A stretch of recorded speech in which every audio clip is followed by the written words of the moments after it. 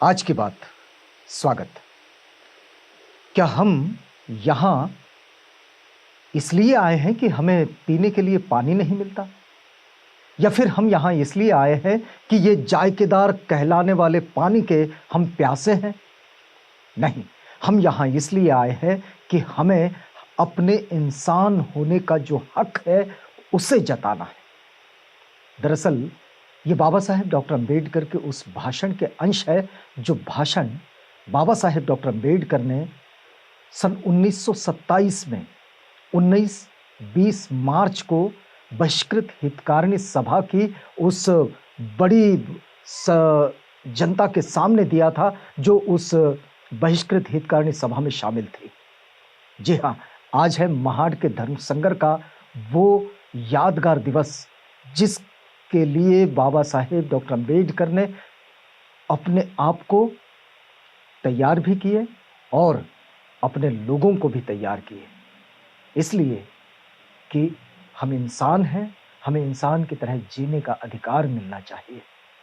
बाबा साहेब का इंसानियत पर ये जो फोकस है, इसी फोकस का ये पहला आगाज था, ऐसा आगाज जो उनके सार्वजनिक जीवन के आंदोलन का एक पहला आंदोलन भी साबित हुआ।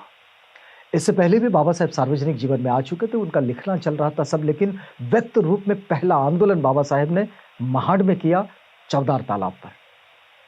महाड़ की ये जो भूमि है, जहां पर बाबा साहेब ने इस आंदोलन की शुरुआत की, दरअसल बहुत सारे लोग ये कहते हैं, मानते हैं कि ये पानी पीने के लिए चला हुआ आंदोलन है, लेकिन बाबा साहेब इसे बड़े स्पष्ट रूप से कहते हैं कि हमारा आंदोलन स्वाभिमान के लिए है, पानी के लिए नहीं। अपने भाषण में भी वो इस बात को कह रहे हैं कि हम यहाँ इसलिए नहीं आए कि हमें पीने के लिए पानी नहीं मिलता।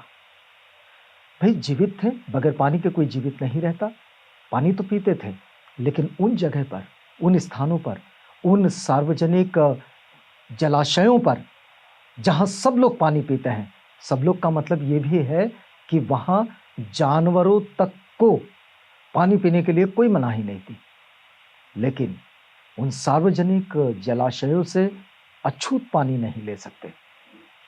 ये जो यहाँ की वर्ण व्यवस्था में बंदिस्त हमारी समाज व्यवस्था जो थी, उस पर बाबा साहेब डॉक्टर अंबेडकर का ये आक्षेप और उस आक्षेप की ये परिणति है। बाबा साहेब डॉक्टर अंबेडकर अपने इस पूरे आंदोलन के प्रति बड़े स्पष्ट है। बाबा साहेब डॉक्टर अंबेडकर ये कहते हैं कि बहिष्कृत जो है सब जगह में, जो अछूत है, जो अनटचेबल है, ये अनटचेबिलिटी वे बिल्कुल स्पष्ट रूप में कहते हैं कि जैसे महात्मा गांधी मानते थे कि भाई छुआछूत जो है वो हिंदू धर्म पर लगा हुआ कलंक है। बाबा साहेब कहते हैं मैं ऐसा नहीं मानता, वे गांधी मानते थे। मैं ये मानता हूं कि छुआछूत ये हमारे जीवन पर, हम पर लगा हुआ ये कलंक है और इसे मिटाने का काम भी हमें ही करना होगा। ये बाबा साहेब का जो बड़ा स्पष्ट वक्तव्य है, इस वक्तव्य के साथ बाबा साहेब आगे बढ़ते हैं और फिर जब वे अपने इस 2 दिवसीय आंदोलन में 19 मार्च और 20 मार्च, इन 2 दिवसीय बहिष्कृत हितकारिणी सभा के उस सम्मेलन में, पहले दिन तो बहिष्कृत हितकारिणी सभा की पूरी कार्रवाई हुई, लेकिन दूसरे दिन मतलब 20 तारीख को बात ये रही कि ये सभा, ये परिषद, बहिष्कृत हितकारिणी परिषद, ये तभी पूरी हो सकती है जब चौदार तालाब पर जाकर पानी पिया जाएगा। लेकिन इसकी एक पार्श्वभूमि है, उसको समझ लीजिएगा। बाबा साहेब एक बात कहते हैं, वे कहते हैं कि हक, अधिकार ये मांगने से नहीं मिलते, तो फिर इनके लिए क्या करना होता है? तो इनको छीनना पड़ता है। बाबा साहेब का वाक्य है, लेकिन हक अधिकारों को मांगने का उनका अपना तरीका देखिएगा। राव साहेब बोले 1923 में मुंबई प्रांत की काउंसिल में, मुंबई काउंसिल में, लेजिस्लेटिव काउंसिल में इस प्रस्ताव को रखते हैं कि अछूतों के लिए भी सारे जितने सार्वजनिक जलाशय हैं, चाहे कुएं हो, चाहे तालाब हो, ये सारे खुले होने चाहिए सबके लिए। ये प्रस्ताव पारित हो जाता है, एक मत से पारित होता है, इस पर किसी का कोई विरोध नहीं। ये प्रस्ताव पारित होने के बाद 3 साल बीत जाते हैं और 3 साल तक इसका कोई इंप्लीमेंटेशन नहीं। तो उसके बाद राव साहेब बोले, फिर एक प्रस्ताव रखते हैं कि भाई जो इसको इंप्लीमेंट नहीं करे उनको दंडित किया जाना चाहिए, उनके टैक्सेशन में उनको थोड़े उस पर प्रेशर क्रिएट करना चाहिए। तो इस प्रस्ताव के बीच ही महाड़ की जो नगरपालिका है, वो महाड़ की नगरपालिका एक प्रस्ताव उनके यहाँ पारित कर लेती है और वो प्रस्ताव ये होता है कि महाड़ के सारे नगर पालिका के उस परिधि में आने वाले उस जगह के जितने भी जलाशय हैं वे सबके लिए खुले रहेंगे। तो सबके लिए उसमें अछूत भी आते हैं और सबके लिए खुले रहेंगे। ये प्रस्ताव पारित हुआ और महाड़ में ये परिषद है। तो अब बात बनती है कि भाई आपने ये प्रस्ताव तो पारित कर लिया है, तो बस इसका इंप्लीमेंटेशन होना चाहिए। तो ये जो 3,500-4 हजार के आसपास सारे बहिष्कृत इकट्ठा हुए हैं बहिष्कृत हितकारिणी सभा में, तो वहां से ये सब चल देते हैं महाड़ चौक के चौदार तालाब की ओर। जुलूस बड़ा अनुशासित जुलूस है। सभा चल रही थी बरेश्वर थिएटर में और वहां से ये पैदल चलते हुए तालाब की ओर आए। बाबा साहेब तालाब में उतरे। उतरने के बाद अपने अंजूरी में पानी लिया और पानी पी लिए। उनके पीछे सारे अनुयायी भी तालाब में उतरने लगे, पानी पीने लगे। यहां सवर्णों ने एक खास स्ट्रेटेजी का इस्तेमाल किया और उन्होंने कहा कि तालाब का पानी पीने के बाद ये अछूत बिरेश्वर मंदिर पर भी कब्जा करेंगे। अब ये योजना में कहीं नहीं था बहिष्कृत हितकारिणी सभा की, लेकिन ऐसा होने के कारण वहां विद्वेष पैदा हुआ। वहां लोगों में इस अफवाह के साथ विवाद की स्थिति पैदा हुई और फिर आंदोलनकर्ता लोगों पर एक अटैक भी हुआ। लेकिन इन सारे अटैक का बाबा साहेब ने जो उत्तर दिया, वो उत्तर उन्होंने वहां पर नहीं बल्कि सीधे अदालत में दिया। अदालत में ये केस चली। बाबा साहेब ने उसे चैलेंज किया कि भाई जिस प्रस्ताव को महाड़ की नगर पालिका ने पारित कर लिया, वो अपने ही प्रस्ताव पर अमल क्यों नहीं कर पाती। और फिर 10 साल तक ये केस चली। बाबा साहेब ने ये केस जीती और कानूनी तौर पर भी चौदार तालाब ये सबके लिए खुला हो गया। तो इस तरह की ये जो महाड़ के चौदार तालाब के आंदोलन की ये जो घटना है, ये घटना वास्तव में पानी पीने के लिए नहीं है, बल्कि बाबा साहेब का जो मानवीय अधिकारों का संघर्ष है, उस संघर्ष को बताती है, उस संघर्ष के साथ आगे बढ़ती है।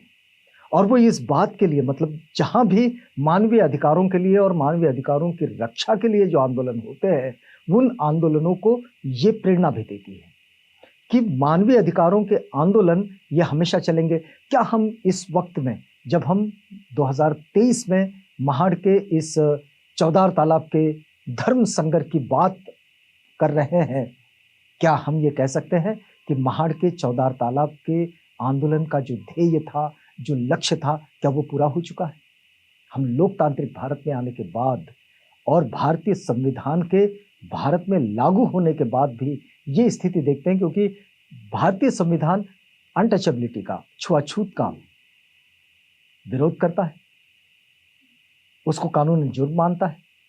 लेकिन बावजूद इसके क्या ऐसी घटनाओं का हमने सामना करना आज बंद कर दिया है? नहीं, ऐसा है तो नहीं। ये घटनाएं हमें आज भी दिखाई देती हैं।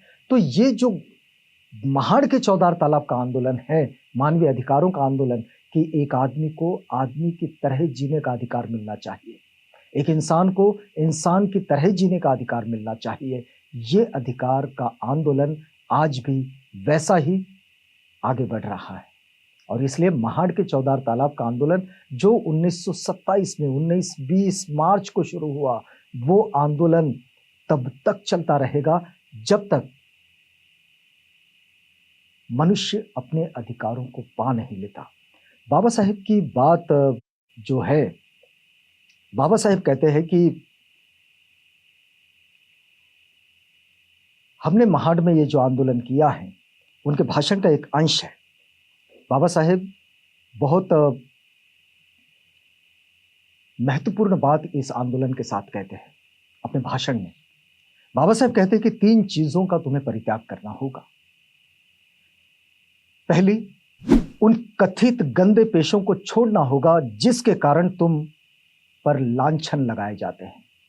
वो गंदे काम, जिन गंदे कामों के लिए आज भी अछूत जातियों को रखा जाता है, बाबा साहेब कहते हैं कि इन गंदे कामों को, इन गंदे पेशों को तुम्हें छोड़ना होगा कि जिसके कारण तुम पर लांछन लगाए जाते हैं।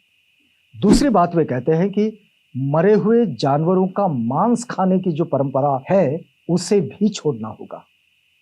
एक तीसरी बात बाबा साहेब कहते हैं, और ये बड़ी महत्वपूर्ण बात है।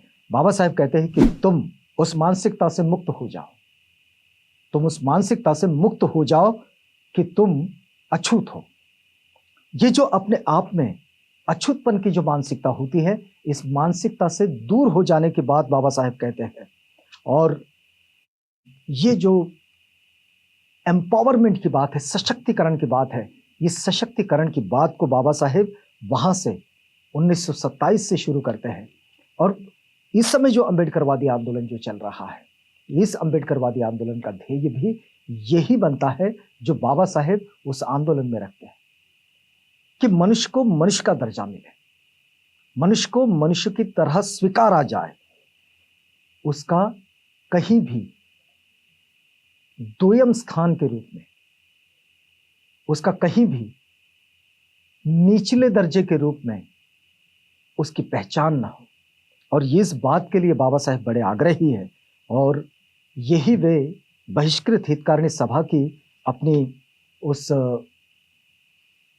भाषण में भी कहते हैं कि जिस भाषण में बाबा साहेब ने अपने लोगों को तैयार किए, बाबा साहेब कहते हैं कि अछूत लोगों के लिए विद्या के दरवाजे पूरी तरह से बंद थे। उस समय उन्हें ग्रंथ संग्रह करने के लिए कितना अधिक प्रयास और कितनी मेहनत करनी पड़ती होगी, जब विद्या होती ही नहीं थी उनके लिए, और कितना अधिक पैसा खर्च करना पड़ता होगा, इसका सही अंदाजा लगाना कठिन है। लेकिन ये ज्ञान की लालसा उस समय हमारे पुरखों के समाज के लिए गर्व का विषय है। वो जो ज्ञान की लालसा है, तो बाबा साहेब ज्ञान की ओर, प्रज्ञा की ओर लोगों को लेकर चलते हैं। फिर वे आगे कहते हैं कि इस बात का एक और दृष्टिकोण से यदि हम अवलोकन करें तो हमें ज्ञात होगा कि हमारे पुरखों ने अपने ज्ञान का सदुपयोग किया है। आज बाबा साहेब का वो वाक्य, पढ़ो, संगठित रहो, संघर्ष करो, ये बात जो बाबा साहेब कहते हैं, तो वो जो पढ़ो वाली बात है, वे कहते हैं कि हमारे पुरखों ने अपने ज्ञान का सदुपयोग किया है। आज भी इन पढ़े लिखों ने अपने ज्ञान का सदुपयोग करना होगा और बाबा साहेब की उस बात को याद रखना होगा कि अपने आप को अछूत मानने की जो समझ है, इस समझ से तुम्हें मुक्त हो जाना होगा। अपने आप में नीचा समझने वाली जो समझ है, उससे मुक्त होना होगा।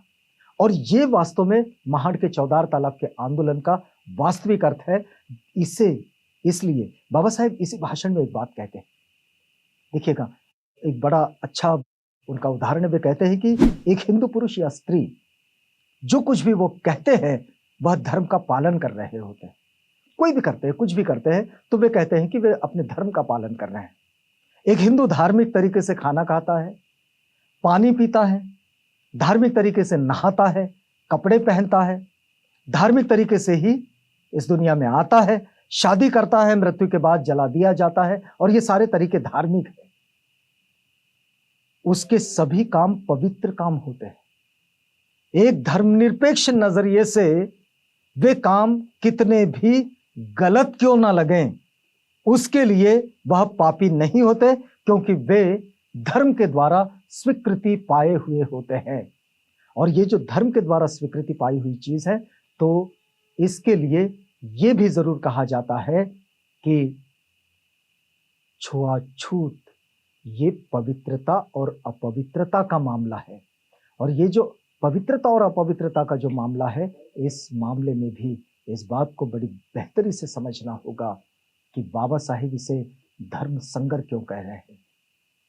क्योंकि छुआछूत का संबंध धर्म शास्त्रों से जुड़ जाता है और इसलिए बाबा साहेब इसे कहते हैं ये एक धर्म संगर है और इसलिए वे चौदार तालाब की ओर जाते हैं। तो बाबा साहेब इस एक आंदोलन के साथ, इसमें सामाजिक सशक्तिकरण तो है ही, इसमें धार्मिक सशक्तिकरण भी है और इसमें एक सांस्कृतिक चेतना का बिगुल भी फूका जा रहा है। और इस मायने में ये जो आंदोलन है, ये आंदोलन अपने आप में बड़ा महत्वपूर्ण आंदोलन माना जाता है। हम यहाँ रुकते हैं आज की बात में, अगली कड़ी में आपसे फिर मिलेंगे।